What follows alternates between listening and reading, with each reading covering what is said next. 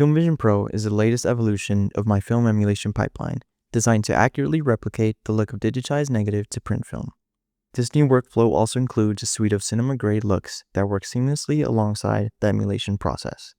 Together, they create a flexible and dynamic toolset for color grading, giving you the ability to achieve both authentic film emulation and creative, unique looks. FilmVision Pro is one of the most versatile color grading solutions available. The workflow follows a structured and film-accurate pipeline. It begins by converting your digital log input into Cineon Log, or a simulated negative film scan, effectively mimicking the first stage of a traditional film process. From there, the image is balanced and refined, then passed through a print film or display transform to prepare it for final viewing. The system is designed with flexibility in mind. It not only works seamlessly with digital footage, but also supports actual scanned motion picture film, allowing you to unify your color grading process across different mediums. Additionally, the prints are fully compatible with other film emulation plugins and power grades that utilize prints, making it easy to integrate into your existing workflows and expand upon it. I'll dive deeper into specifics later in the tutorial. This pipeline is available in two versions, FilmVision Pro and FilmVision Pro Lite. There are a few important distinctions in terms of features that are worth highlighting aside from the price difference. The Lite version includes one negative emulation, which is 250D, compared to 4 negative emulations found in the full Pro version, which include 500T and high-density versions. Both products will contain the Cineon and Curve output. Lite version includes 4 standard prints, compared to the 30 emulations found in the Pro version. The 50 look prints, 7 monochromatic prints, and 8 utility tools are only found within the full Pro version. 1 core film emulation power grade will be found within the Lite version, and 3 refined film emulation power grades for each distinct format is included in the Pro version.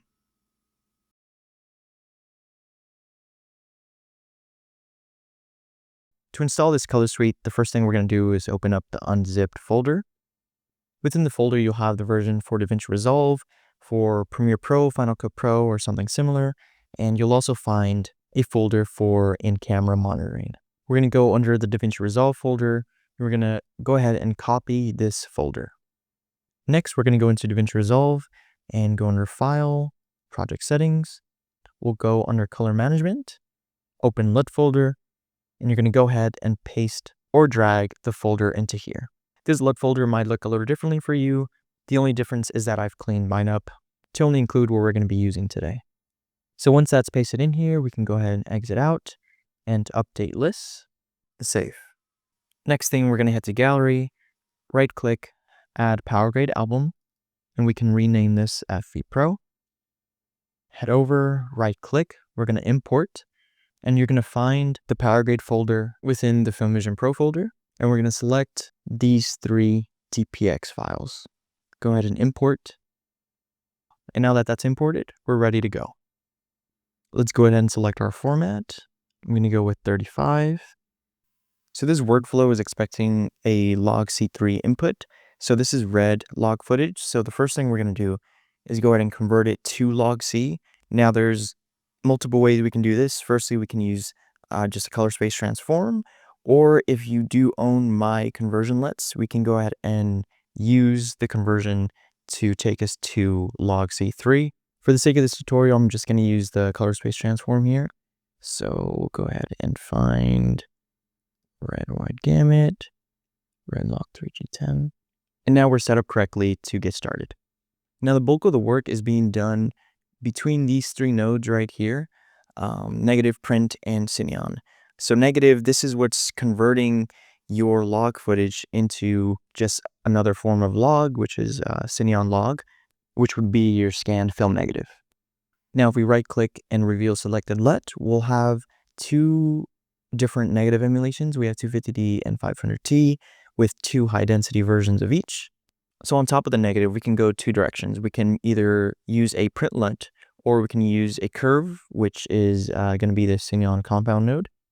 So think of this as you getting your scanned file and either going with a contrast or curve adjustment, or going with an actual print LUT. Let's dive into the prints a bit, and we right click and reveal selected LUTs.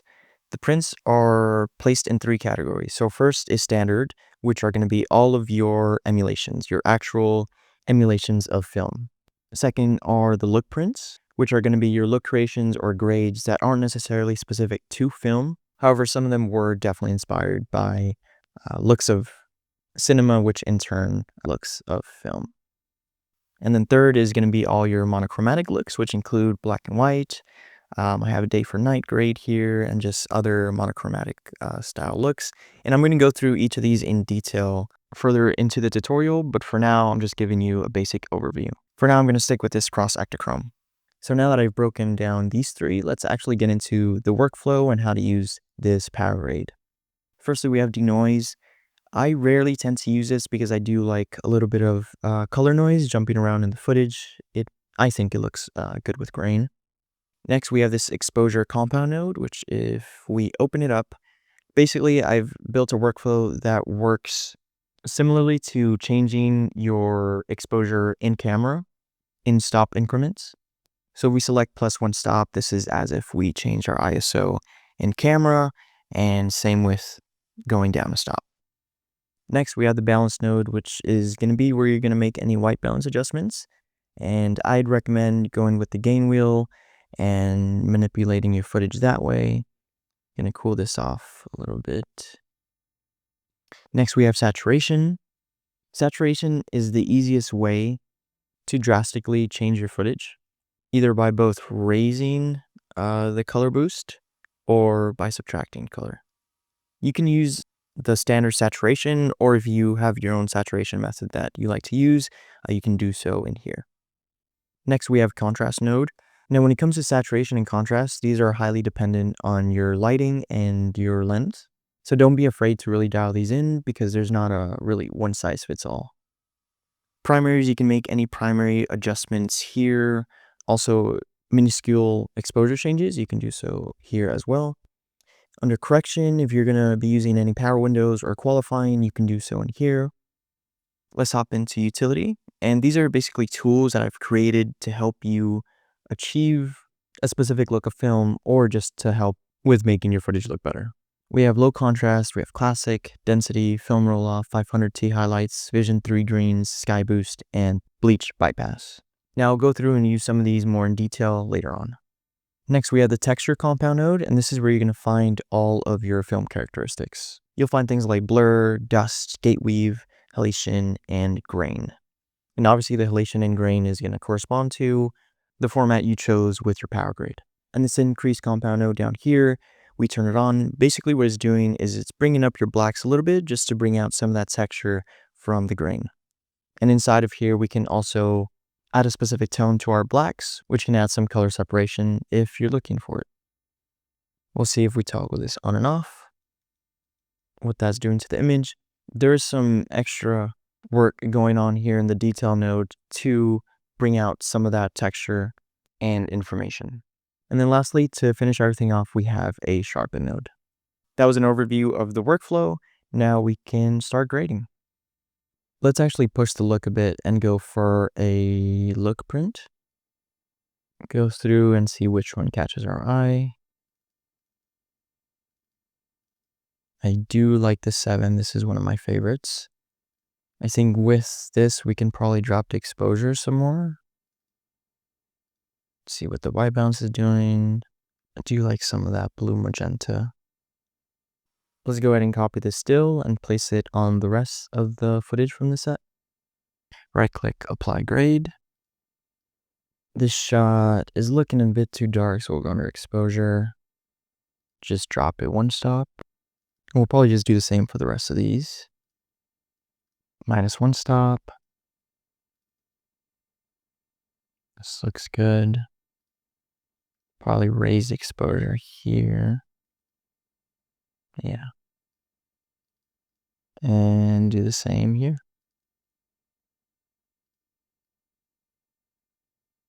We can see what that looks like all together.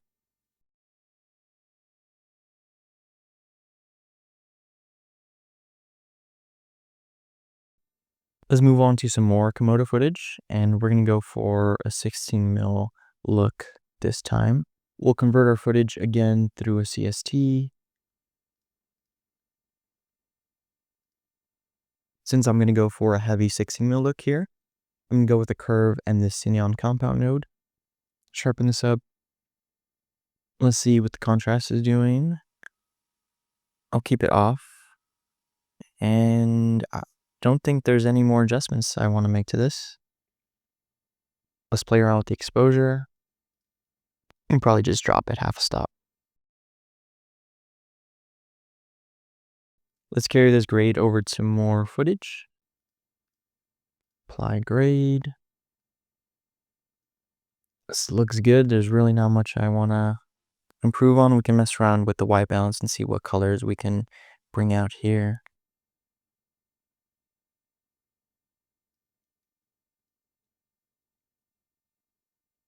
Let's go with this one. We're gonna increase the exposure here and gonna use the 250D negative. And we'll tweak the white balance a little bit. That looks good. Just for fun, we can see what a print looks like on this same footage. Let's go with Fujifilm. You can see how nice the skin tones are looking. Go under utility. Yeah, I think it looks good without. Adding the sharpening at the end really helps accentuate that grain. Here's some mirror footage, so we'll go ahead and apply the 35. Gonna raise up the exposure. And again, you can go with the Cineon curve. Maybe we'll just increase the saturation a little bit.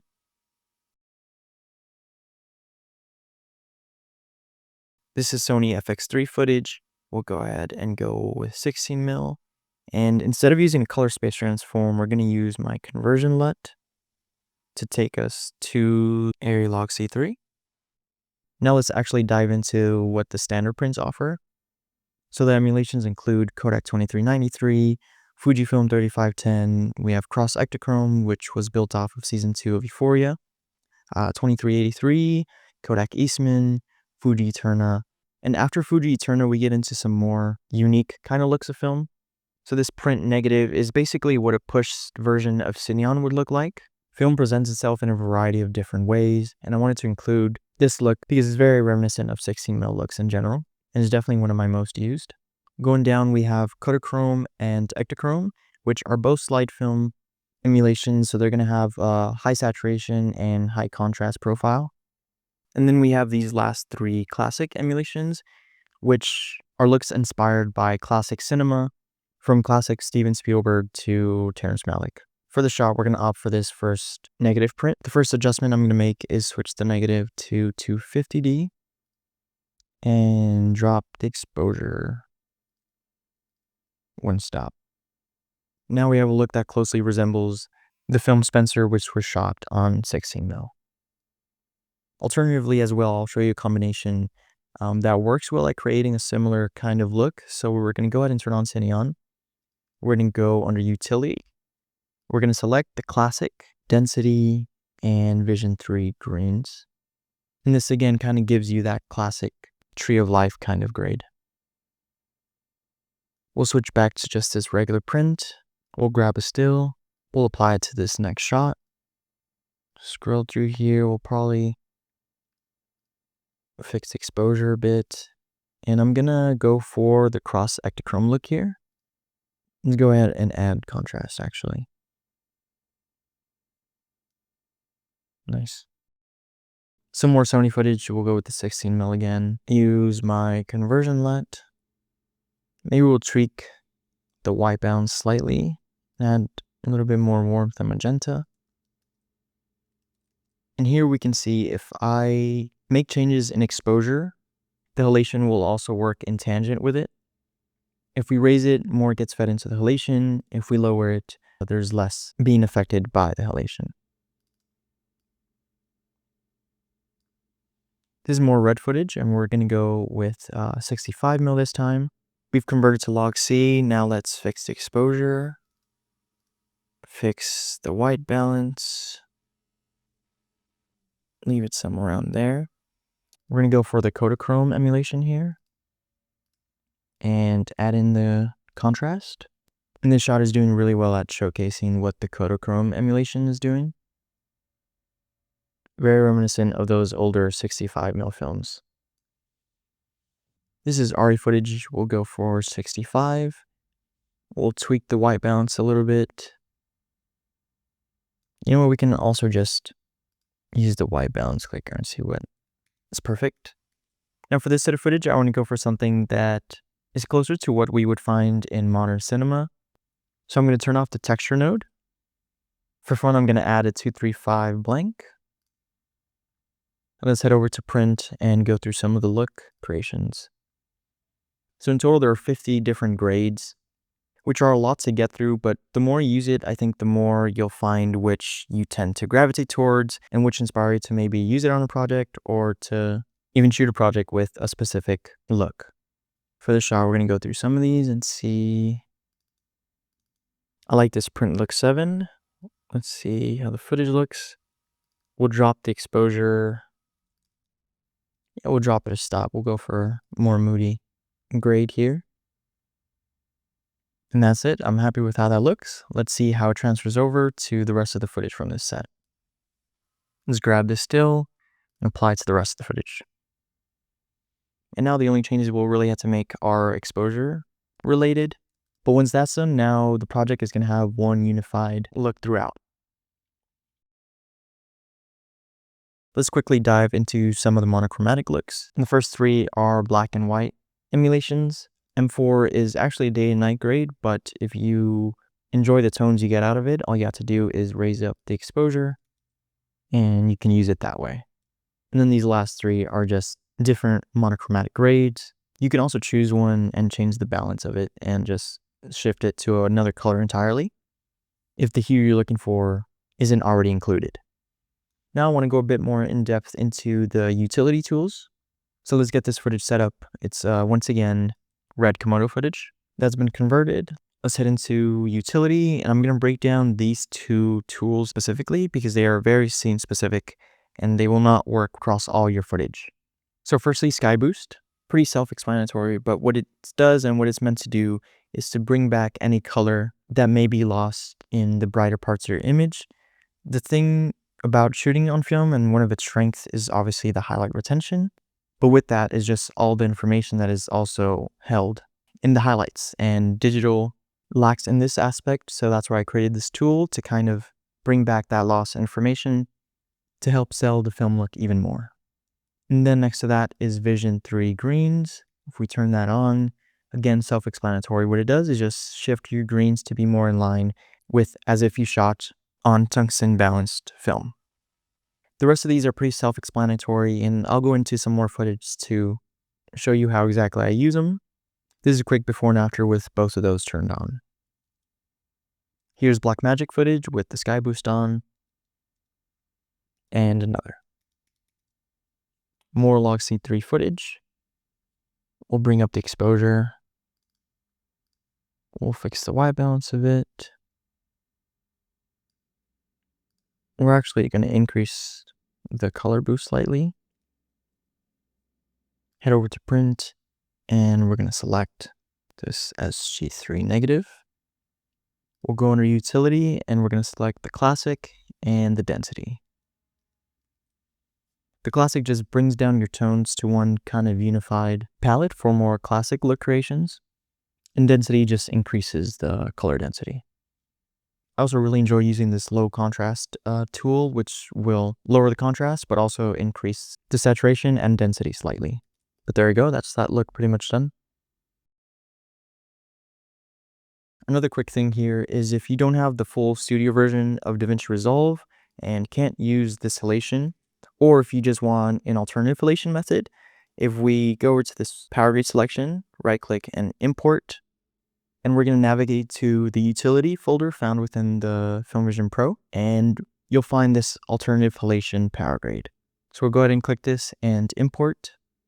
We'll open up the texture node and right click on the power grade and just drag this halation method over in place of the current one. And now we have a halation method that works with the free version of Davinci Resolve and can also give you an alternative method for you. Really quick, also to help you understand this new workflow, I'm going to present it to you as standalone LUTs to show you exactly what's happening.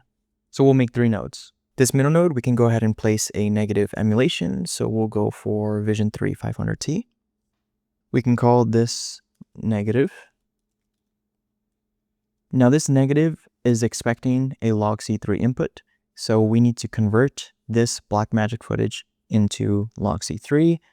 Again, we can do this through a color space transform or my conversion LUT. I will be using my conversion LUT. We can say to log C3. Now this last one is just a print. So we can go and select a print. We'll name it. So for whatever reason you didn't want to use a power grade, or maybe you have your own power grade that you'd want to use, these would be the main steps for this new color pipeline. Due to the nature of this pipeline, every single print that I've created under standard, lux, and mono have all been built for Cineon Film Log. What that means is that these are all compatible with 1, actual scanned film, and 2, any other plugin or power grade that uses a print LUT. So these really do open up a world of possibility when used with other tools. To demonstrate that, I'm going to grade some 16mm footage with these prints. So because this is an actual scanned film negative, we no longer have to emulate it. All we have to do is place a print. I'm going to make a node, and I'm just going to increase the contrast. And let's go ahead and scroll through some of these prints.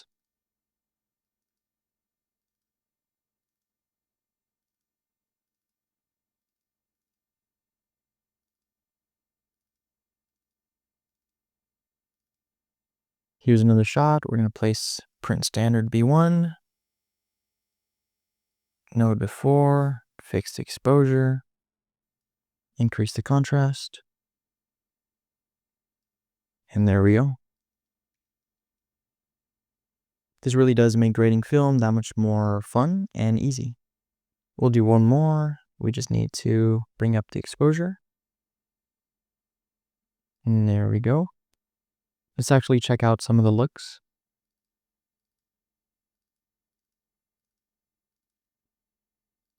We'll go with 24. I like the vintage vibe that it gives us.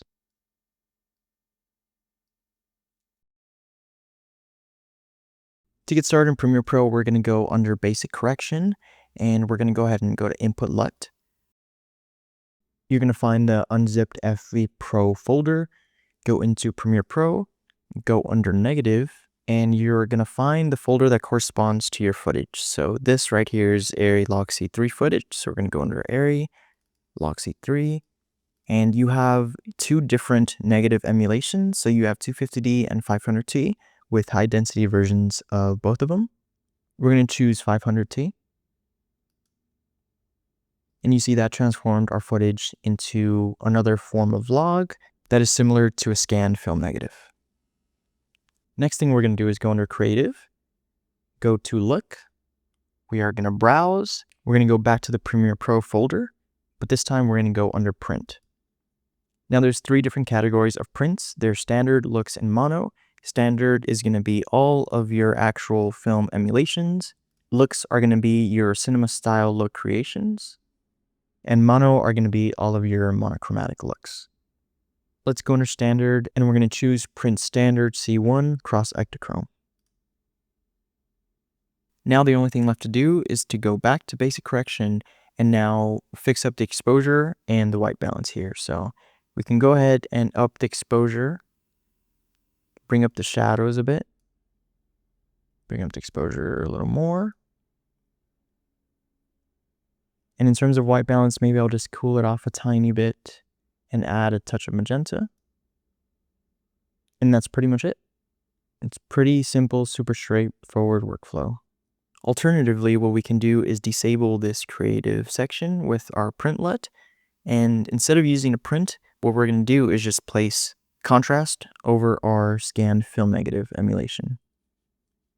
So all we have to do is just add in some contrast, maybe drop the blacks a bit.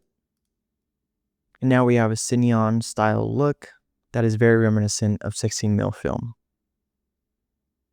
Another ideal thing you could do is go under curve and basically just make an S-curve. This is a more accurate way of adding in contrast when you're not using a print. And you can also disable the curve and choose between the print and the curve. So you would just be using the curve instead of just adding in a straight contrast. So you can see which workflow suits the look you're looking for. We're going to grade another image here, and under input LUT, this is actually Sony footage. So we're going to go back under negative and go and find Sony S-Log 3. This time we're going to go with 250D. Open that. Next, we're going to go into creative again. We're going to browse. This time we're going to go for this print standard G1 negative. I'm going to place that. And now we have a Terrence Malick Tree of Life kind of look. We can drop the exposure slightly, add a tiny bit of contrast. That's pretty much the finished look. Let's see what another print looks like. And we can go with Fujifilm 3510. Now we have a more contrasty image. Here's another image. This is red log footage. So we're going to go back to the negative, find red, go ahead and select negative. I'll go with 250D. Right off the bat, I'm going to change up the color temperature a little bit. Leave it somewhere on there. Add some magenta. Increase the saturation. And back again under creative, we are now going to go for Kodachrome emulation. Place that. Next thing we're going to do is add in some contrast. Maybe bring up the exposure slightly. And there we go. Now we have a Kodachrome emulation. This is more red footage, so we'll browse, go with 250D, go under creative. We'll go with print standard B1.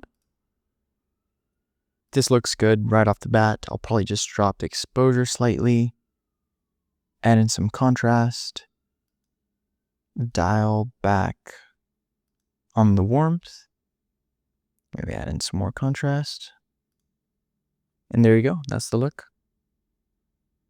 Just to see, let's go ahead and turn off the print and add in contrast. Crush the blacks a little bit, bring up the whites. Dial back on the warmth again. And now we have that classic 16mm look. Let's dive into a different category of prints now. First, this is red log footage again. We'll go with 500G negative. Go under creative, browse. We're going to go back to the print folder and go under looks, and we're going to go to print look 7. Going to apply that. Go back and correct our image. Going to drop the exposure. Definitely want a more moody feel to this shot, which is why I opted for a look print. Drop the warmth a bit. Get rid of some of the magenta. And there we go. And now we have a grade that we can use across a whole project. Let's take a look at the last image here to go through the monochromatic prints. This is RA log C footage, so we'll go back to RA log C3. We'll go with 500T.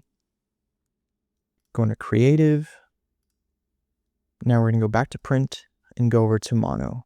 So these first three are going to be black and white stocks. Print mono 4 is going to be a day for night recreation. But if you like the tones and don't necessarily want a day for night grade, you can always just bring up the exposure and maintain those colors. And these last three are just going to be different monochromatic hues. A huge thanks to everyone who supported me through these products. Because of you, I've been able to keep refining and building tools like this one. I hope you're able to take advantage and find value in this new workflow. Enjoy, and if you'd like to share your results, be sure to follow and tag Emulated Film on Instagram. I always love seeing how you're all using these products. It's also the easiest and fastest way to reach out if you have any questions. Thank you again.